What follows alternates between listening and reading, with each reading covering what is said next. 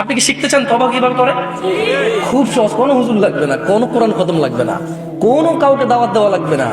দিন হতে হবে জরুরি নয়, রাত হতে হবে জরুরি নয়, নামাজের সময় হতে হবে জরুরি নয়, জরুরি নয় ওযু থাকতে হবে। তওবা এখন এখানে করা যায়।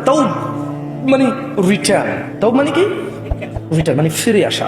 ধরেন একটা লোক জিনা করে, সে বলে যে না আস্তাগফিরুল্লাহ, আল্লাহ আমাকে ক্ষমা করুন, আমি আর জিনা করবো না। এই লোক তওবা করেছে। লোক কি করেছে? এরপরে সে যে তওবা করেছে এটা প্রমাণ হবে কিভাবে? সে যদি আর কোনোদিন আল্লাহকে ভয় করে জিনা না করে। বুঝে আসছে না? আসেনি? মদখোর বলল যে না আমি আর মদ খাবো না, কেন? আল্লাহ এটা অপছন্দ করে। তো এটা কিভাবে মানে তওবা বলে গণ্য হবে? যখন সে আর এই কাজ করবে না, যখন সে আর এই কাজ।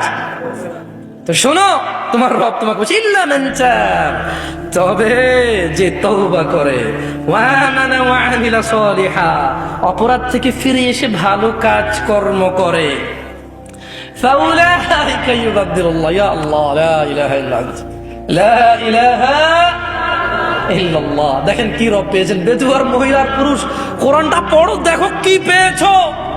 কার থেকে দূরে?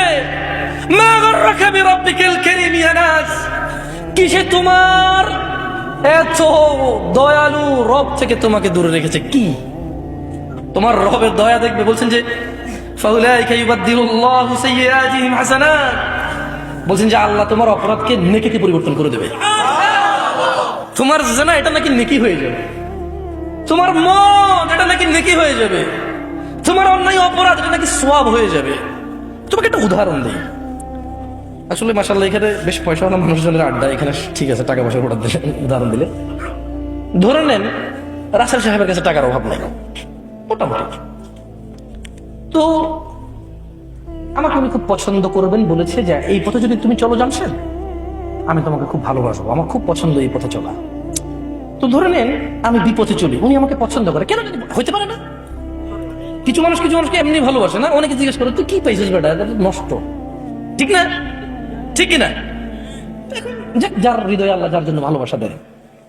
আমি খুব উল্টাপাল্টা চলাফেরা করার পরে একদিন ধরেন কোন একটা কাজ, জায়গা জমি সব বিক্রি করে একটা ভিসার ব্যবসা শুরু করছি। আর যেই লোকের সাথে শুরু করছি ওই লোক আমার সমস্ত টাকা পয়সা যা আমাকে দিয়েছে সবগুলো ধরেন 10 লাখ টাকা জাল টাকা দিয়েছে। কয় লাখ টাকা জাল টাকা দিয়েছে?